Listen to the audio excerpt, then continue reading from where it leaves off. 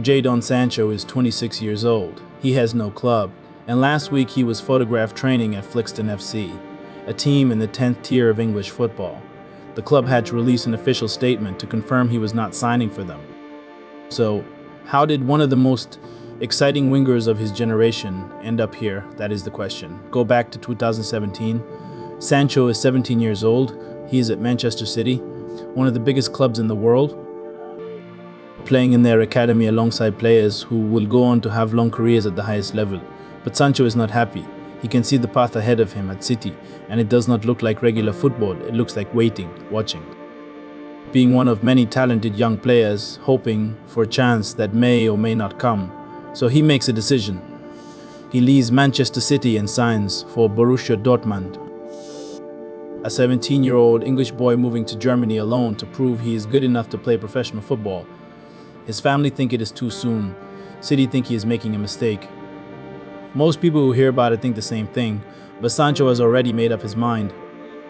What happened at Dortmund was not what anyone expected. Not a slow build, not a gradual introduction to senior football. In his first full season, Sancho scored 12 goals and provided 19 assists in the Bundesliga.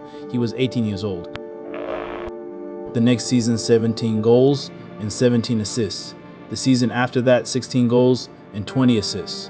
3 consecutive seasons of numbers that most Premier League wingers spend their entire careers trying to reach. He became the player opponents planned for specifically, the player whose position had to be discussed in pre-match meetings, the player whose name was always mentioned when Europe's biggest clubs were looking for someone to change a game. And then, in the summer of 2021, Manchester United paid $733 million for him, the most expensive English player in history at that time. The boy who left City at 17 to prove he could do it on his own terms had done exactly that. So it should have been the beginning of something extraordinary at United, but it was not. In his first 2 seasons at United, Sancho scored 12 goals in total, not in one season, in 2. 12 goals across 2 years for a player who had been scoring 17 a season at Dortmund. The comparisons were immediate, the criticism was loud, and the question everyone was asking was the same. What happened to the player we signed?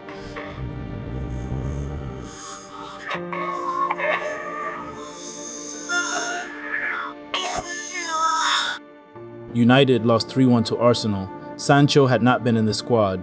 After the game, Ten Hag was asked why. He said Sancho was not selected because his training performances had not reached the required level. That sentence from a manager is not unusual. Players get dropped for form all the time. But what happened next changed everything. Sancho responded publicly on social media. He said he had not been given a reason for being dropped before Ten Hag spoke to the press. He said he would not allow people to put things out that were untrue, and he used a word that made the situation impossible to recover from. He said he was being made a scapegoat. United's response was immediate. Sancho was removed from the first-team squad and placed on a personal training program away from his teammates. United said it was a squad discipline issue. Sancho trained alone for months. In January 2024, United sent him back to Dortmund on loan. And there Sancho did something remarkable. He played himself back into form. He reached the Champions League final with Dortmund, the same competition he had dreamed about as a teenager, choosing Germany over England. Dortmund lost the final to Real Madrid. But Sancho had shown something important. The talent was still there. It had not gone anywhere. It just needed the right environment. So what would happen when he went back to United? He did not go back to United. United sent him to Chelsea on loan for the second half of the 2024 to 2025 season. And at Chelsea, he scored in the Conference League final, his second consecutive European final with a second consecutive club.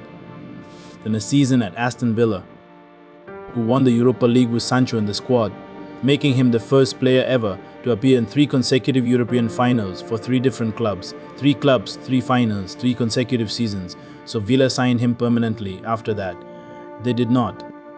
They let his contract run out and said goodbye, and then United did the same. So now it is August 2026. Jadon Sancho is 26 years old. He is a free agent. He's training at Flixton FC to stay fit while he waits for someone to call, the 10th tier of English football. And the club had to tell the world he was not actually joining them. How does a player with those Dortmund numbers, with 3 European finals in 3 years, with $73 million spent on him at 21 years old, end up here? Maybe it was the fallout with Ten Hag. Maybe it was the years at United, where something about the environment stopped him from being the player he had been in Germany. Maybe it was decisions he made at the wrong moments. But here is what makes the Sancho story different from a simple fall from grace. He was still performing at European finals while all of this was happening. He was not a player who lost his ability. He was a player who kept reaching the biggest stages with clubs that would not keep him. And so the question about Sancho is not simply what happened. The question is, what is still possible? He is 26 years old. His best years as a footballer should still be ahead of him. And somewhere between the boy who left Manchester City at 17 to prove everyone wrong and the man training at Flixton FC today is a story that is not finished yet.